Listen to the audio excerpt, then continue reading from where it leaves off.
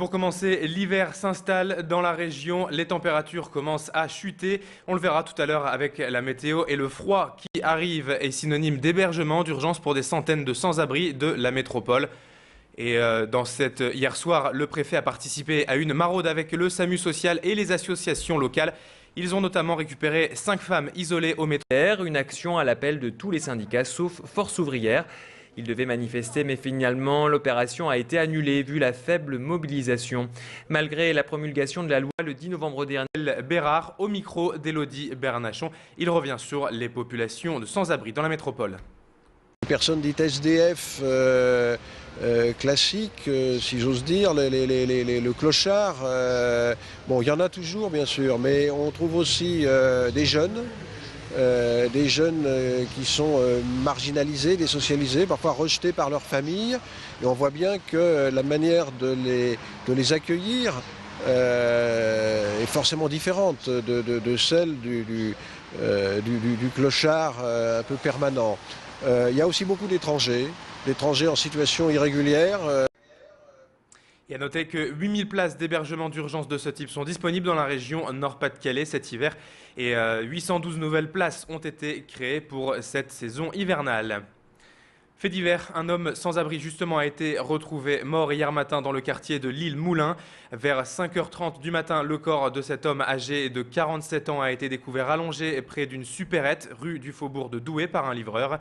Très rapidement, les forces de l'ordre se sont rendues sur place, mais il était déjà trop tard. Il était mort depuis quelques heures. Une enquête a été ouverte par la Sûreté urbaine de Lille. La thèse d'un accident semble privilégiée. Le World Forum s'ouvre aujourd'hui à Lille Grand Palais. 5000 acteurs du monde de l'entreprise et de la société civile des 5 continents vont se réunir pendant 3 jours sur le thème de l'entreprise responsable. Au programme, des échanges sur les bonnes pratiques permettant d'allier rentabilité économique et la responsabilité sociale et environnementale. Exemple donc avec Mourad Oural. Pour ce World Forum, le designer a créé notamment 400 fauteuils, des tables ou des pupitres. Tout cela uniquement avec des matériaux de récupération, principalement du carton. Aurélien Barège, notre reporter, l'a rencontré. On l'écoute. Depuis le carton qui transporte les vêtements ou autres objets, pour que ça devienne en fait ce meuble que vous avez en face de vous, il a fallu quelques étapes qui sont la récupération, déjà la livraison, la récupération. La rigorisation des cartons, c'est-à-dire qu'on découpe tous au même format pour pouvoir presser ces cartons, les presser avec une colle spécifique. Après avoir assemblé, pressé, on redécoupe pour pouvoir obtenir des modules qui nous permettent de construire en quelque sorte ces meubles. Les syndicats étaient mobilisés hier à Lille, encore une fois, contre la réforme des retraites. À midi, environ 250 personnes se sont retrouvées porte de Paris, dans le centre-ville, pour un pique-nique solidaire.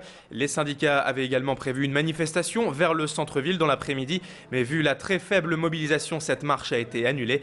Rappelons que la loi sur les retraites a été promulguée il y a près de 2 semaines déjà. Mais malgré cela et le recul évident des actions contre cette réforme, les syndicats ne veulent pas lâcher prise.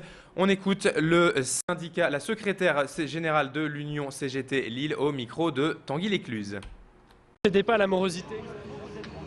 La morosité, non, pas vraiment. De toute façon, on est aussi républicain quelque part. La loi, elle est là, mais c'est pas parce que la loi existe qu'on ne doit pas en contester justement les effets néfastes qui vont pas tarder et qui seront déjà à l'œuvre l'année prochaine, quoi. Et vu cette faible mobilisation, hier peu ou pas de perturbations ont été recensées hier dans les transports en commun de la métropole. Macabre découverte lundi après-midi à Quesnoy-sur-Deuil. On vous en parlait déjà hier dans nos éditions. Le corps sans vie d'une femme âgée a été retrouvé flottant dans la Deule par une brigade de la gendarmerie au niveau du pont de Quesnoy-sur-Deuil dans le centre-ville. La thèse du suicide semble être privilégiée, mais une enquête a été ouverte. Une autopsie devait être réalisée hier pour déterminer l'identité de la victime. Depuis le début de l'année, 5 corps ont été repêchés dans la Deule. La mobilisation s'organise autour de Darcia et sa mère Carole. Les 2 femmes sont en sursis, elles sont menacées d'expulsion. Elles sont arrivées en France en avril 2008 suite à des menaces reçues dans leur pays d'origine, au Congo et au Rwanda. Depuis, Darcia, âgée de 17 ans, est scolarisée au lycée Van der Merch de Roubaix. Sa maman, elle, a suivi une formation mais n'a toujours pas trouvé de travail. Après avoir déposé une demande d'asile qui a été rejetée, Darcia et Carole ont reçu un avis d'expulsion en décembre dernier. Mais à Roubaix, la solidarité s'organise. Les élèves et le corps enseignant du lycée Van der Merch soutiennent les deux femmes. Je vous propose d'écouter Darcia et Carole qui craignent réellement une expulsion dans leur pays d'origine. Elles étaient hier au micro de Tanguy Lécluse. Dès mon retour au pays, donc c'est à partir de l'aéroport que je serai ramassée. Et la suite, vous le connaissez, comment les femmes crient de violences, de viols partout, même de tueries, les femmes. Donc nous payons, donc j'ai peur. Quelque part, à droite, on nous a jetés, mais à gauche, on nous a pris. Donc avec leur soutien, ça nous rapporte quelque chose. C'est vraiment un soutien considérable, un soutien remarquable.